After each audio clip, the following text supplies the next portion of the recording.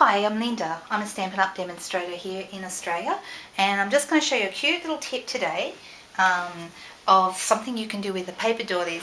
Paper doilies are one of my favourite products. You buy them in a little pack like this. There's 24 in a pack, and you can use them as a full doily, as a motif, or you can cut them into pieces and use pieces of them. You can fold them, you can ruffle them. There's all sorts of things you can do. But today I'm just going to show you a really quick tip of something you can do very quickly.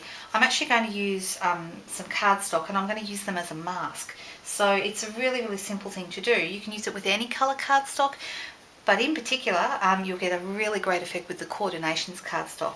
And that's because these come lightly textured, the coordinations ones, and you just use any type of sanding material, sandpaper. These are the sanding blocks that we have, and I'm literally going to sand it back. It doesn't take very long, and you'll start to see the colour lift, and it gives you a real antique kind of a feel. How far you want to go with it is completely up to you. If you want it very sanded, then obviously you're going to go at it a little bit longer and harder than if you just want a light sand, which for this technique really it just comes down to personal preference. So okay, I've just sanded this one back a little bit more around the edges because I quite like that effect, and I'm just using a paper doily. This is just a regular white paper doily. I'm going to place it down on my cardstock. Okay, and I'm going to use it as a mask. I'm just going to take a sponge straight into my ink, and I'm just going to lightly sponge straight over the edge of my paper doilies. Now this makes a beautiful subtle background, great on your vintage type cards for an antique look. Okay, when I take that away, you can see I've got the image, and if I wanted to, I could maybe do a little one on the other side. And then it's a great background.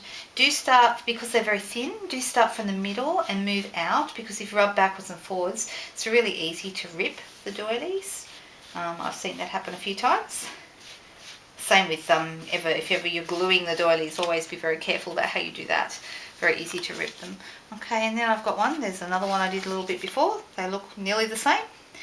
You can obviously go over a little bit heavier if you would like a more heavy, more of a contrast on your background. Just as an example of a couple of cards I've done this on.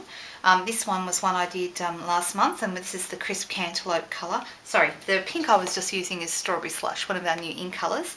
The crisp cantaloupe is as well, and I've used the mask of the doily here behind my printing, and put my little vellum butterflies over the top, and some of our Soho Subway paper down the bottom with a bit of lace. That's a real vintage looking card.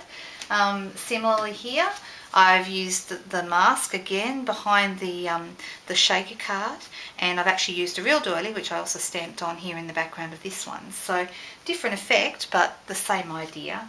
I use doilies in all sorts of different ways. I spritz on them. This one was spritzed, so this is not the masking, this is actually a proper doily on there.